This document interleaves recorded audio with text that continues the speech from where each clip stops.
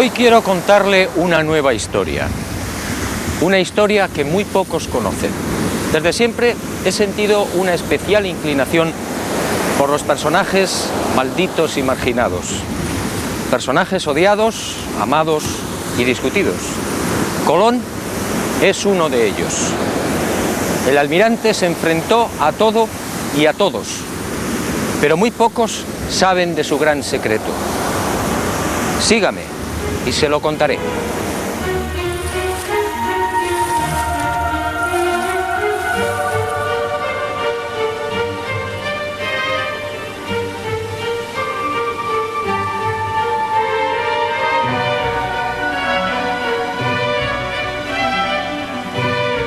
Como decía, siempre me intrigó la tozudez del almirante.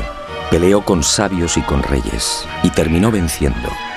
Nunca comprendí esa seguridad, hasta que el destino puso en mis manos una información confidencial. Entonces entendí. Y la imagen de Cristóbal Colón apareció ante mí en su auténtica dimensión. Un Colón frío, calculador, ambicioso, sin escrúpulos y en posesión de un secreto que no era suyo. La historia, una vez más, fue manipulada. Todo empezó en estas costas de las islas portuguesas de Porto Santo y Madeira hacia el año del Señor de 1476. Mejor dicho, la historia arranca mucho antes y en otros parajes muy distintos. 500 años antes, hacia el 990, los vikingos ya habían mantenido un tráfico regular entre Groenlandia y las costas del norte de América. Los relatos de los audaces normandos se propagaron rápidamente, y de Noruega, patria de los vikingos, saltaron a toda Europa, siendo consignados en el 1070 por el sabio alemán Adam von Bremen. Aquel descubrimiento, según los expertos, se debió a la precipitada fuga de Erik el Rojo. Tras una sangrienta venganza, los islandeses desterraron a Erik por 3 años.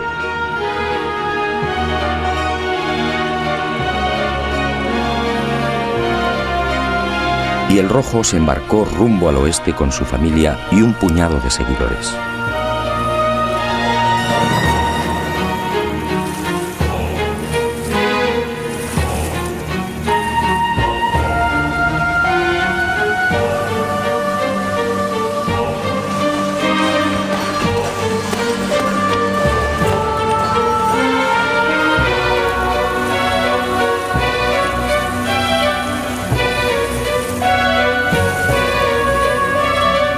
Así fue muy probablemente como llegaron a Groenlandia, y de allí a las costas de Massachusetts, entre Boston y Nueva York.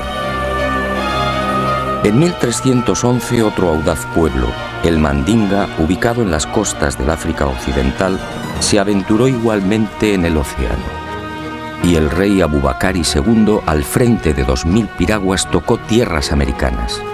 La expedición descubriría Recife, en Brasil, pero nunca regresaron.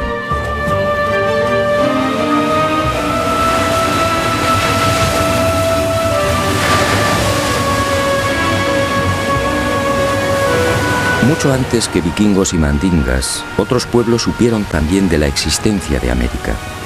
Fenicios, griegos, romanos, bereberes y árabes, entre otros, tocaron al parecer las costas orientales americanas. Colón, en efecto, fue el último.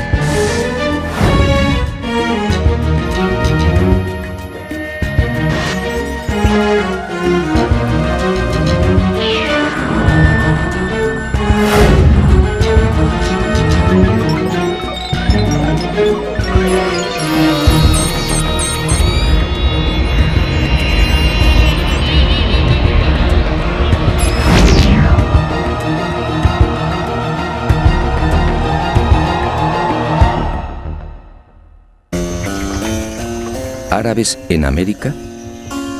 A principios del siglo XVI, Fernández de Oviedo, gobernador de la Castilla del Oro, escribe sobre algo realmente insólito. Oviedo afirma que los naturales llamaban Kebi al cacique. Kebi en árabe significa grande. Y asegura también que aquellas gentes rezaban en mezquitas. Así consta en sus crónicas. ¿Cómo entender esta presencia árabe en América antes de 1492? ¿Y cómo entender el escrito entregado por el Papa Inocencio VIII a Martín Alonso Pinzón antes del descubrimiento? El documento, procedente al parecer de la corte de Salomón, decía así: navegarás por el mar Mediterráneo hasta el fin de España, y allí, al poniente del sol, entre el norte y el mediodía, por la vía temperada hasta 95 grados del camino, hallarás una tierra de Cipango, la cual es tan fértil y abundosa que con su grandeza sojuzgarás África y Europa. Aunque el origen salomónico del documento resulta más que dudoso, Europa no existía como tal en el 900 a.C., la verdad es que si la historia fue cierta, Alonso Pinzón habría recibido antes de embarcarse con el almirante una información secreta que apuntaba directamente a México. Como es sabido, este país se encuentra a 95 grados del Guadalquivir.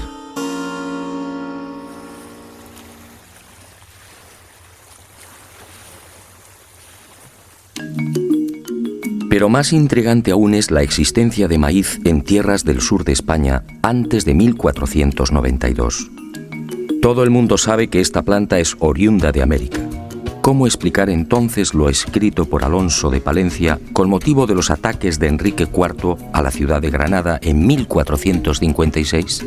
Según Palencia, el rey preparó la conquista de la ciudad morisca, quemándoles en verano las mieses y en otoño las cosechas de mijo y maíz.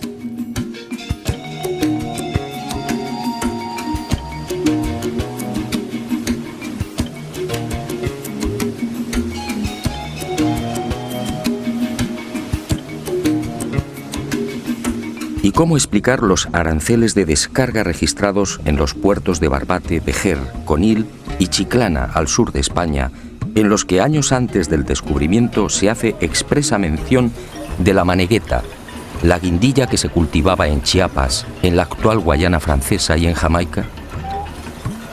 Unos comprometedores aranceles de descarga, en los que también se pasa lista a otras mercancías típicamente americanas. Aranceles, insisto, redactados antes de 1492. ¿Quién transportaba esa mercadería?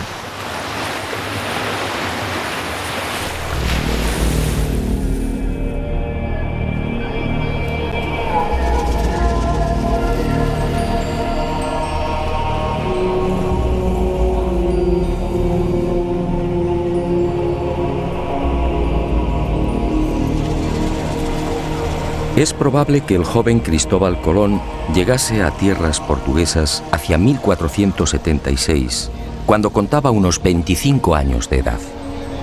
Procedía de una familia humilde. No poseía otra ilustración que las primeras letras. Fue a raíz de su estancia en Portugal cuando empezó a leer y a cultivarse.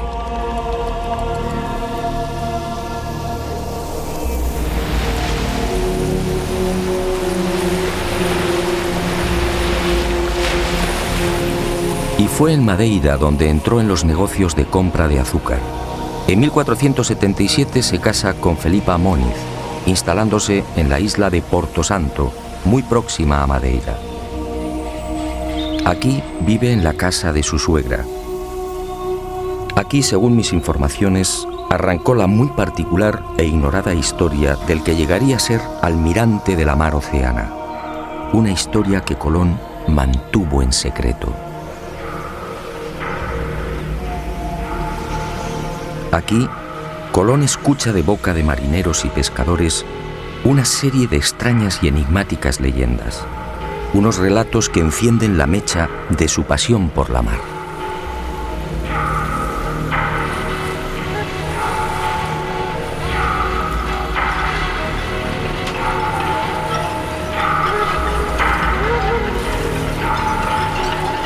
Las gentes de las Azores le contaron cómo los vientos de poniente arrojaban con frecuencia a las playas restos de árboles desconocidos en aquellas islas.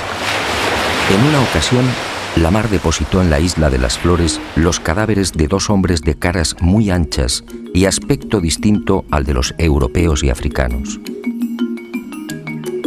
En esas fechas, hacia 1477, en un viaje de negocios a la ciudad irlandesa de Galway, el propio Colón fue testigo de la presencia de un hombre y una mujer que habían llegado por mar y que en nada se parecían a los europeos. El genovés los tomó por chinos o hindúes, arribados a Irlanda por el occidente.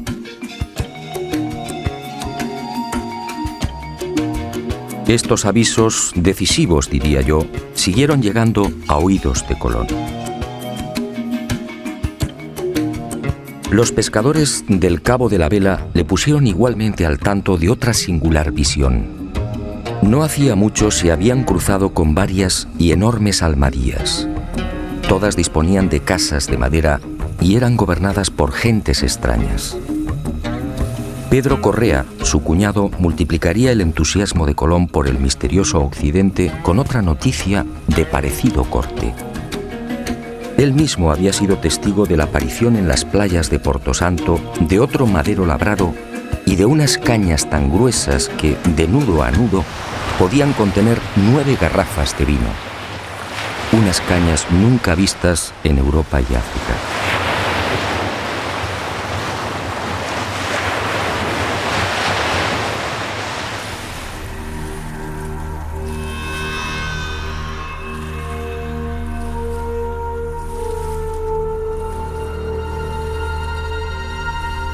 Paso a paso, Cristóbal Colón se vio envuelto en la apasionante idea de navegar hacia aquel horizonte por el que se ponía el sol. Y fue este creciente entusiasmo lo que muy probablemente decidió a su suegra a entregarle las cartas y escritos de Bartolomeo Perestrello, su marido ya fallecido. Nada se sabe con certeza de estos papeles del que fuera navegante italiano y gobernador de Porto Santo. Lo que sí parece claro es que aquella información debió coincidir con las narraciones de marinos y pescadores lusitanos y castellanos. Fue en esas fechas, alrededor de 1478 o 1479, cuando al fin el destino llamó con fuerza al corazón del inquieto Cristóbal Colón.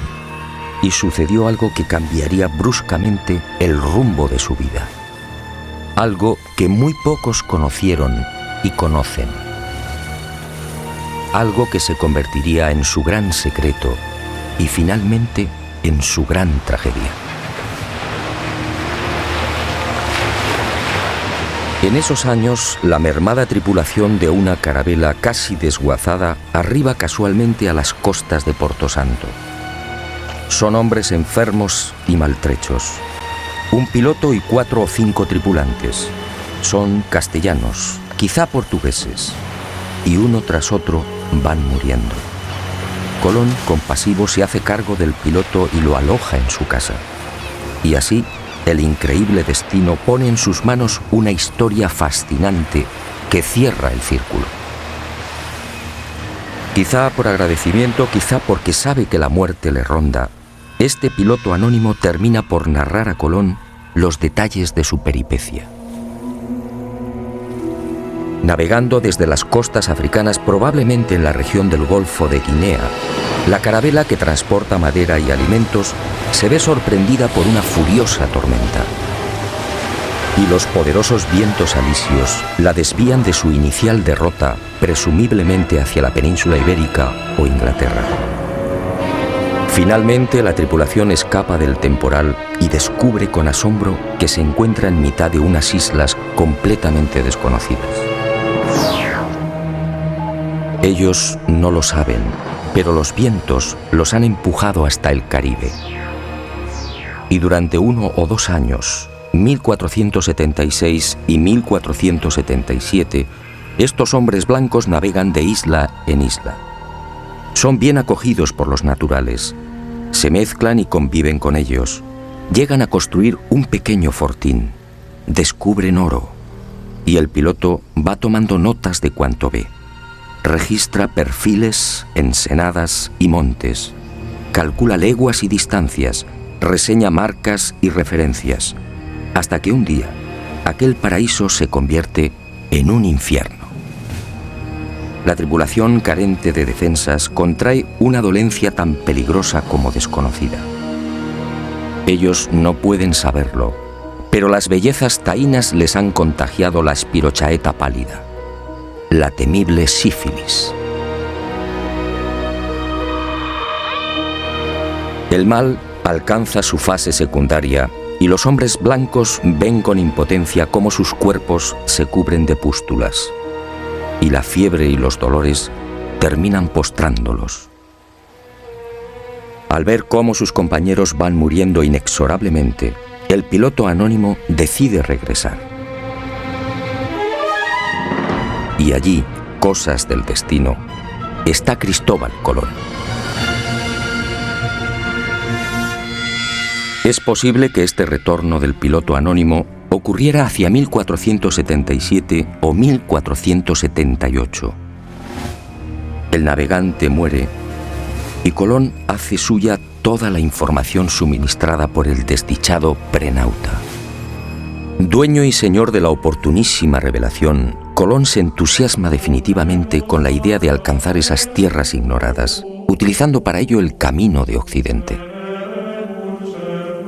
Esta asombrosa y secreta historia, guardada celosamente por el almirante, me fue facilitada hace ya 25 años por el entonces prior de los franciscanos de la Rábida, Francisco de Asís Oterino.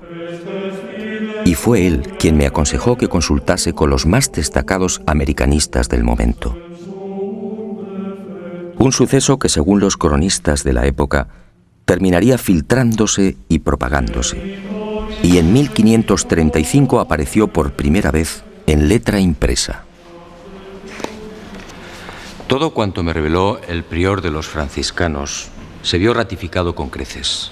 Uno de los expertos que profundizó con mayor ahínco y rigor en el secreto de Colón fue el catedrático español Juan Manzano y Manzano. Él, en definitiva, me lanzó al ojo del huracán de este decisivo suceso. Por más que indagué, no fue posible averiguar la identidad o la nacionalidad de este piloto anónimo. Los cronistas de aquel tiempo hablan de un portugués o castellano, quizá vizcaíno. Antonio de Fuentes y Guzmán arriesga un nombre: Alonso Sánchez, de Huelva, que dice fue el piloto que dio los papeles a Colón. Lo que sí es seguro es que a partir de 1478, unos 16 años antes del descubrimiento oficial, Colón se convierte en un obstinado defensor de la vía occidental hacia las Indias. Una tozudez enraizada en la apropiación de algo que no era suyo.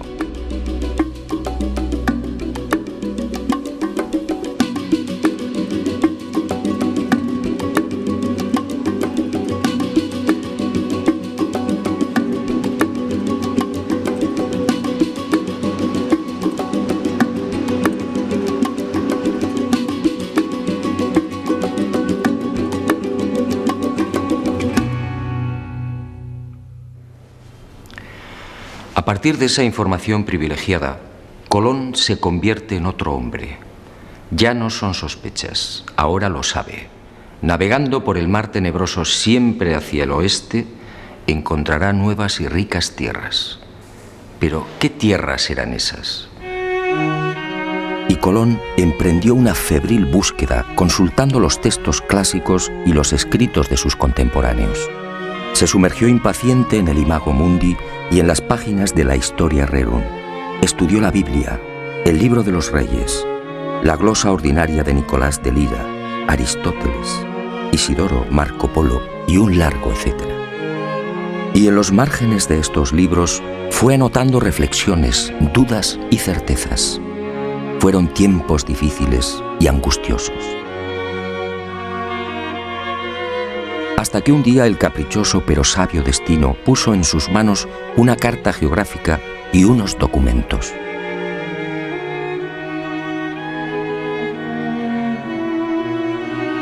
Eran obra del célebre físico, matemático y astrónomo Paolo Pozzo Toscanelli. El 24 de junio de 1474, 2 años antes de la llegada de Colón a Portugal, el canónigo lisboeta Fernão Martins recibía una carta desde Florencia. Era una misiva de su amigo Toscanelli.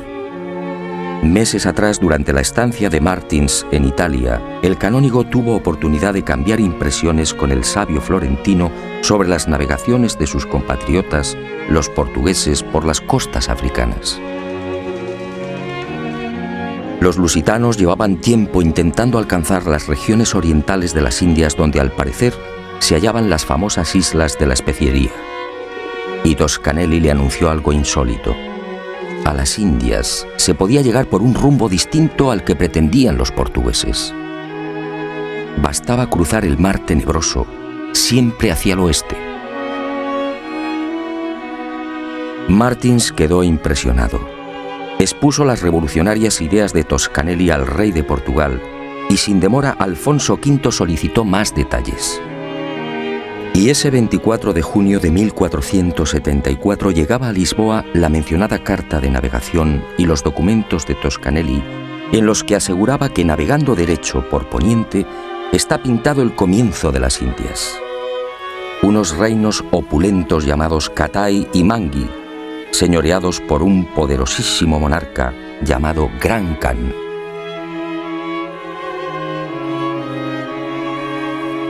No es difícil imaginar la sorpresa y alegría de Colón al leer y repasar estos documentos de Toscanelli. Allí estaba la confirmación a lo proporcionado en secreto por el piloto anónimo. Las ideas de Toscanelli y las pistas halladas en las restantes lecturas redondearon finalmente el gran proyecto colombino. Al otro lado del mar tenebroso se encontraban las Indias. Solo había que navegar hacia el oeste, siempre hacia el oeste. Colón, en definitiva, fue víctima del mismo error de Toscanelli. Confundió la española con Zipango, el Japón actual, y América con Asia. Y esta idea le acompañaría hasta la muerte. Confirmadas las noticias del prenauta, nuestro hombre eufórico volvió a repasar una y otra vez las claves secretas de su gran sueño. Unas claves más próximas a la locura que a la realidad. Para Colón, en esos años previos a 1492, Zipango, la isla del oro, se hallaba a 750 leguas de Canarias. Para Colón, las míticas minas del rey Salomón no podían ser otras que las descubiertas por el piloto anónimo al sur de la gran isla del oro. Para Colón, las tierras firmes del Gran Khan, el Catai de Toscanelli, se alzaban al oeste del Zipango, es decir, a poco más de 1100 leguas de las Canarias. Dominado por la fiebre descubridora y por aquellas lecturas, adelantándose al Quijote, Colón confunde Jamaica con el reino de Saba. Y cree que uno de los reyes magos partió justamente de esta isla. Para Colón, de acuerdo a lo narrado por el prenauta, el Golfo de Paria, en las actuales costas de Venezuela, era el lugar en el que se había levantado el paraíso terrenal. Y murió con el convencimiento de que Cuba formaba parte de las tierras firmes de Asia.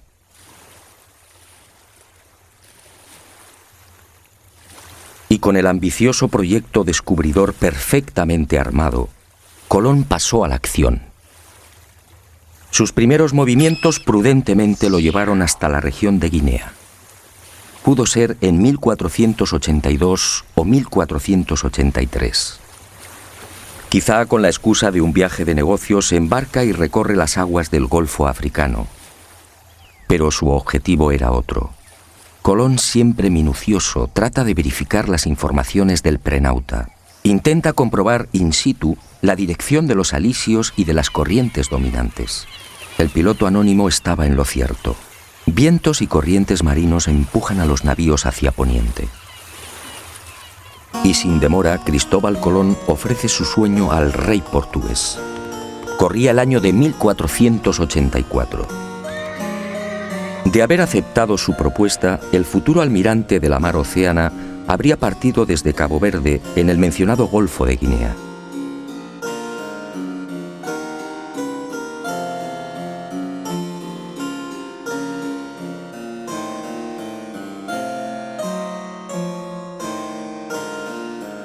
pero Juan II lo despacha con cajas destempladas.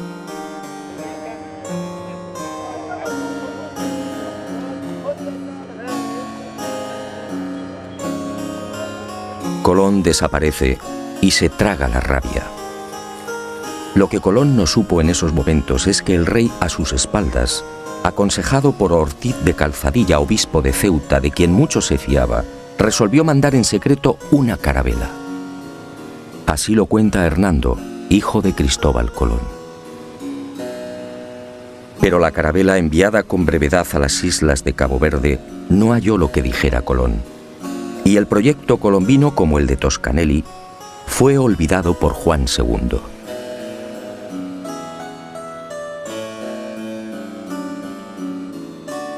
Y el destino siguió tejiendo y destejiendo. Colón supo de la turbia maniobra del rey portugués, y a esta decepción se sumó la muerte de su mujer y la pésima marcha de los negocios. Colón entonces tomó la decisión de abandonar Portugal. Corría la primavera de 1485 y decidió probar fortuna en la corte de la vecina Castilla. Pero antes, apremiado por la escasa bolsa, viajó a Huelva, encomendando a su joven hijo, Diego, a los cuidados de Violante Móniz, su cuñada. Y el destino, atento, le obligó a pasar por el monasterio franciscano de la Rábida. Allí, Colón recibiría una bocanada de oxígeno. Uno de los frailes, Antonio de Marchena, se entusiasmó con la idea. Y Colón, nuevamente eufórico, fue al encuentro de Isabel y Fernando, los reyes católicos. Nueva decepción. Nadie le cree. La llamada Junta de Salamanca rechaza el proyecto. El testimonio del doctor Rodrigo Maldonado de Talavera, miembro de esta junta de sabios y expertos, resume el sentir general. Este testigo, con el prior de Prado y con otros sabios y letrados y marineros, platicaron con el dicho almirante sobre su ida a las dichas islas, y todos ellos concordaban que era imposible ser verdad lo que el dicho almirante decía.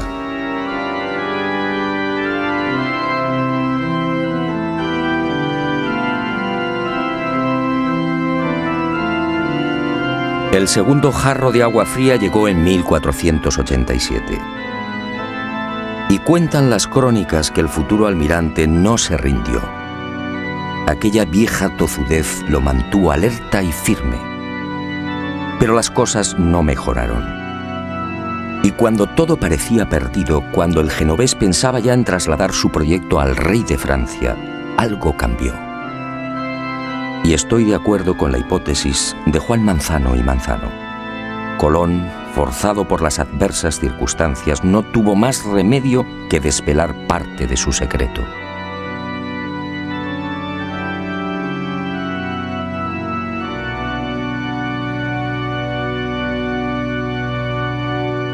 Y en abril de 1492, finalmente, Cristóbal Colón triunfa.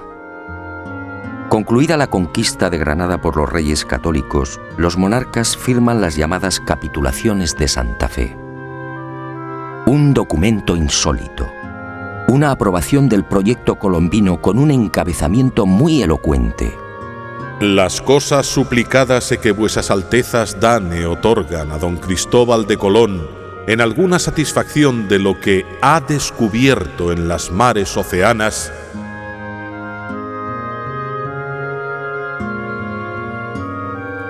¿de lo que ha descubierto?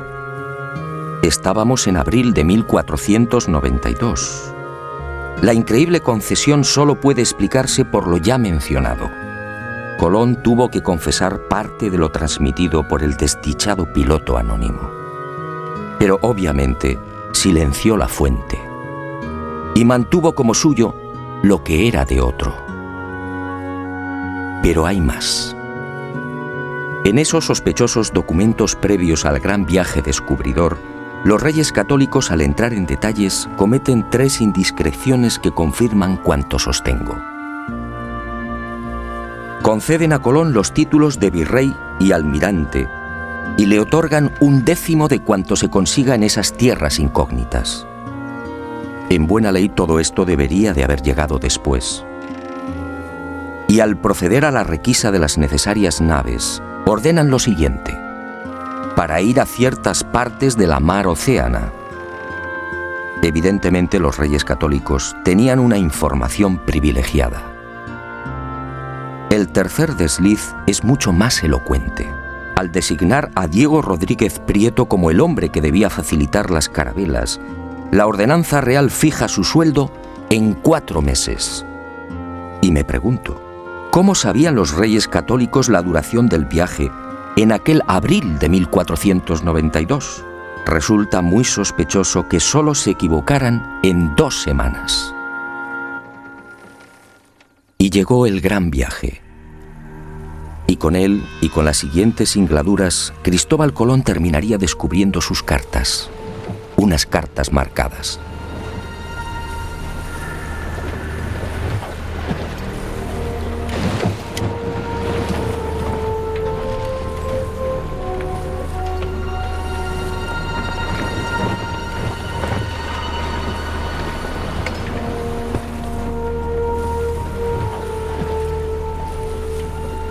Primer viaje. Fiel a lo consignado por el prenauta, Colón, en lugar de navegar directamente hacia Occidente, siguiendo los paralelos de España, alarga la ruta y pone proa al sur. Desciende hasta Hierro, en las Canarias, situándose entre los paralelos 27 y 28. Modifica las velas de la Pinta, cambia el aparejo latino por el redondo, más útil para beneficiarse de los vientos de popa. Y fiel a esas instrucciones del prenauta, antes de partir de las Canarias, avisa a los capitanes de las otras naves sobre el peligro de un rosario de islas y roqueos ubicados a 700 leguas de Hierro. No es difícil imaginar las caras de los pinzones ante semejante advertencia. Pero el secreto del piloto anónimo no se vio libre de algunos graves errores. El informante de Colón se equivocó al situar la gran isla del Oro. El almirante, al seguir el paralelo 27, dejó esa isla, Zipango, mucho más al sur. Por eso, en este primer viaje, no encuentra el peligroso laberinto de Arrecife, lo que Colón llamaba la entrada a las Indias. Y el 9 de octubre de 1492, la marinería se revela por segunda vez. Y tiene razón. Los hombres se sienten engañados. La cuenta real del almirante en esa fecha suma 1000 leguas. Él había prometido arribar a los arrecifes mucho antes. Y aseguró igualmente que Zipango se hallaba a 750 leguas del punto de partida. La situación en la Santa María, la nave capitana, se hace tan violenta que Colón reúne a los hermanos Pinzón y se ve obligado por segunda vez a desvelar parte de su secreto.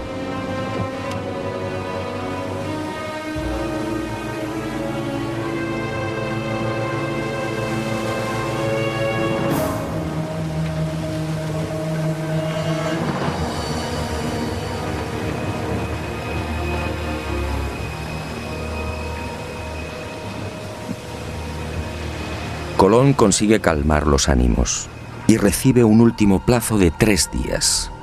Si para entonces no han hallado tierra, regresarán.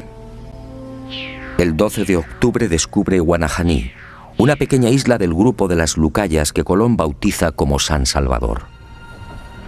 El almirante, perplejo, no comprende. ¿Dónde ha estado el error?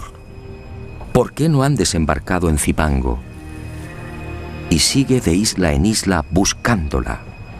En esos días angustiosos, uno de los ocultos objetivos de Colón se destapa con violencia. Al almirante solo le interesa el oro.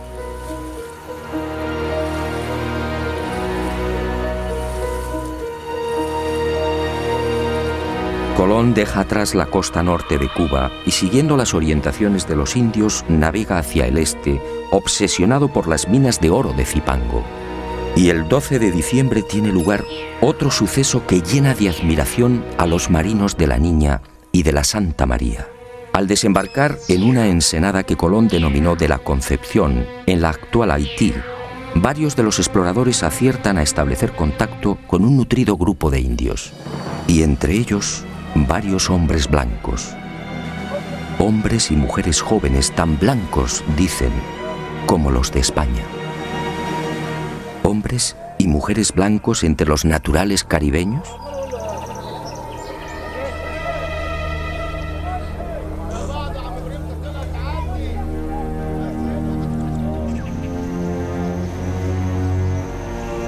Los conquistadores quedaron asombrados, sí, pero no Colón. Él sabía por el piloto anónimo que la tripulación de aquella carabela había permanecido 1 o 2 años con los indios de la región. Y sabía igualmente que los predescubridores se mezclaron con las indias. Esta, sencillamente, era la explicación de la insólita presencia de hombres y mujeres blancos.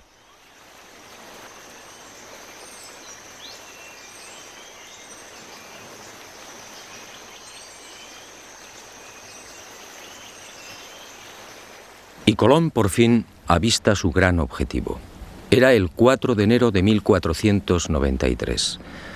Allí estaba la señal que le proporcionara el piloto anónimo. Un cerro inconfundible, con un perfil muy particular y prácticamente asomado a la mar. Montecristi.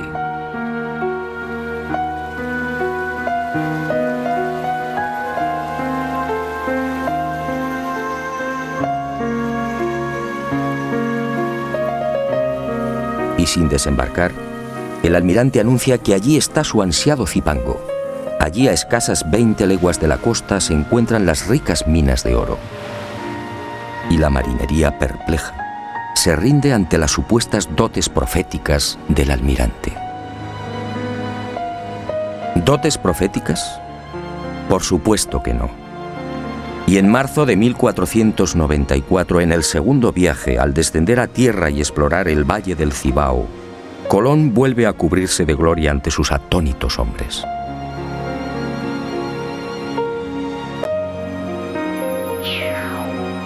Después de fundar Isabela, marcha decidido hacia el sur, y a 18 leguas exactas de la costa, tal y como había advertido, localiza las minas.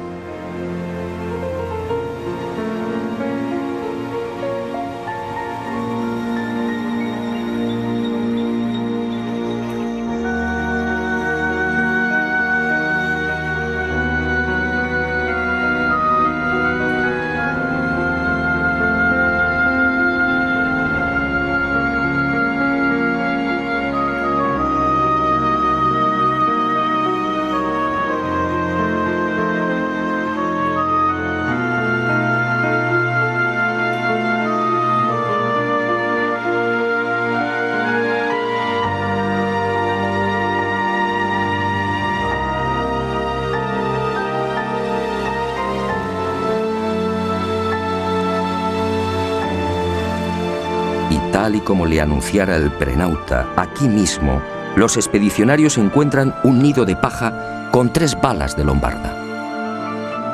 Otra de las señales clave.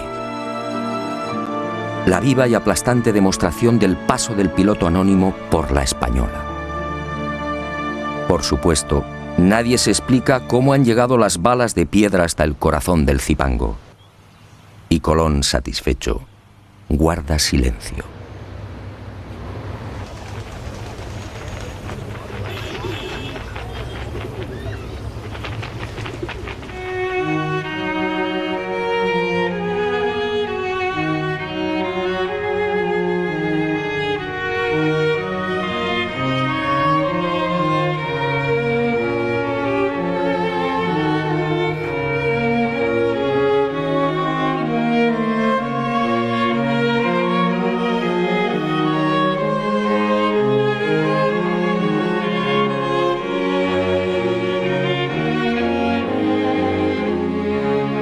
Fue también en ese segundo viaje cuando Colón, al aproximarse a la actual Jamaica, reclama la atención de la marinería y dijo: Señores míos, os quiero llevar al lugar de donde salió uno de los 3 magos que vinieron a adorar a Cristo, el cual lugar se llama Saba.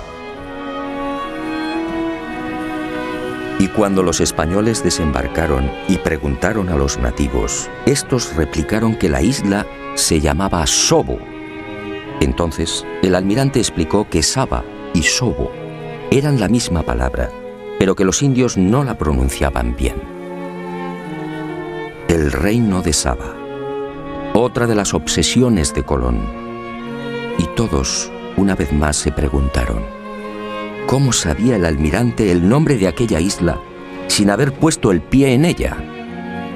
La respuesta es elemental. Lo sabía por el piloto anónimo. Y conforme siguieron los viajes de exploración, las supuestas dotes proféticas del almirante dejaron sin aliento a cuantos le acompañaron. Así sucedió también en el segundo viaje. Durante esa larga travesía, Colón se sacó una molesta espina. En el primero, como se recordará, no pudo dar con el peligroso laberinto de Arrecife. En noviembre de 1493, en cambio, consiguió avistar la ansiada entrada a las Indias, tal y como le había referido el piloto anónimo. Allí encontró Matininó y Cariz, las islas de las Amazonas y de los caníbales, y las bautizó con los nombres de Guadalupe y Dominica respectivamente.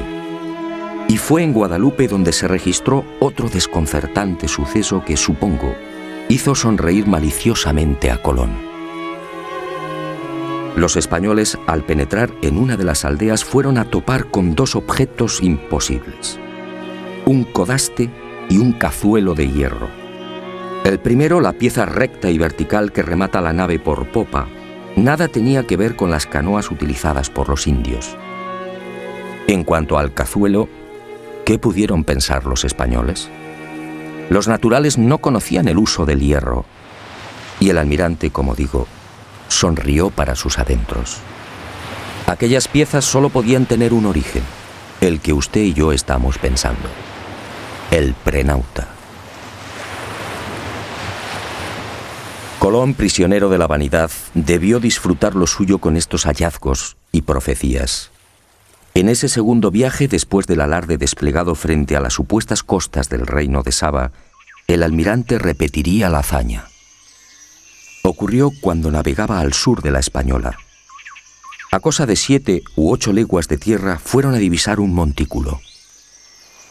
Y Colón, con una seguridad que desarmó a su gente, afirmó que aquel era el lugar llamado Ofir, los montes todos de oro, las célebres minas del rey Salomón.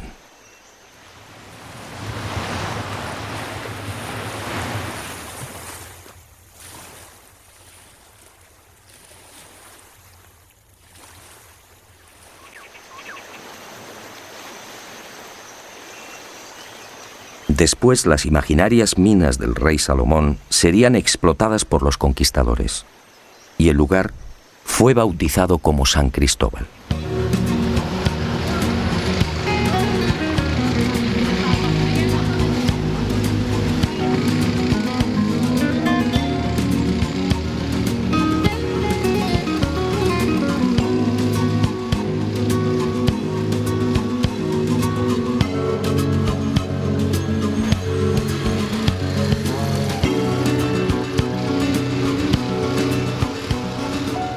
Pero la locura del almirante no se detuvo ahí. El piloto anónimo le había informado también de un increíble lugar en el que los ríos procedentes de una montaña desembocaban en un enorme lago, produciendo un gran estrépito al chocar con la mar. En el tercer viaje a las Indias, en 1498, Colón busca ese territorio situado a cosa de 50 o 70 leguas al sur de Zipango, según el prenauta. Y lo encuentra. Es el Golfo de Paria, al norte de la actual Venezuela. Descubre el lago, los ríos y queda maravillado al escuchar el fortísimo ruido provocado por la reunión de las aguas dulces y saladas. Y la imaginación, basada en las lecturas del Imago Mundi, le lleva a identificar aquel lugar con el paraíso terrenal. De hecho, lo bautiza con el nombre de los jardines, en recuerdo del jardín del Edén, y murió creyendo que había pisado la sagrada patria de Adán y Eva. Colón, en efecto, disponía de una información secreta y privilegiada, y la utilizó sin escrúpulos incluso para programar los viajes de vuelta a España. El primero sirve de claro ejemplo de lo que afirmo. Aquel 16 de enero de 1493, cuando toma la decisión de retornar, pone rumbo nordeste, cuarta al este. Busca el paralelo 38 frente a las costas de Virginia y desde allí, sorteando los alisios, se dirige al este. Los fuertes vientos del oeste y la corriente del Golfo lo desplazan hacia Europa. Y Colón termina desembarcando en Lisboa. ¿Cómo pudo saber que debía navegar hacia el norte? ¿Por qué evita el rumbo que había mantenido con tanta tozudez a su salida de Hierro? Colón no conocía la zona. Nada sabía de la corriente del Golfo. Y sin embargo, acertó.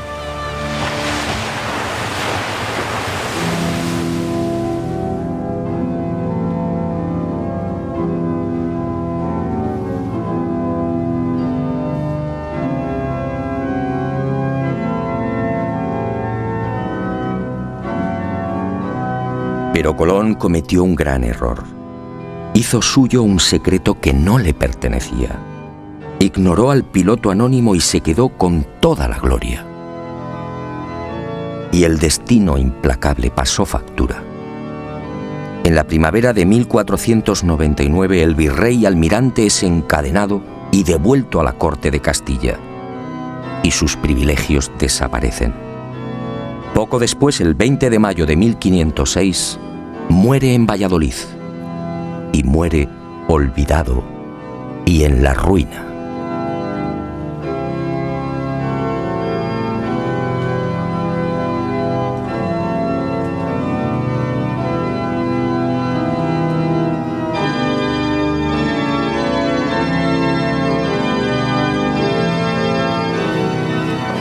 Ni siquiera sus restos descansan en paz.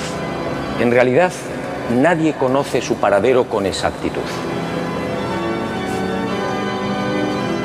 Para muchos americanos, Colón descansa en este lugar, en la capital de la República Dominicana, su querida Española. Como reza el viejo adagio, no hay plazo que no se cumpla, ni deuda que no se pague.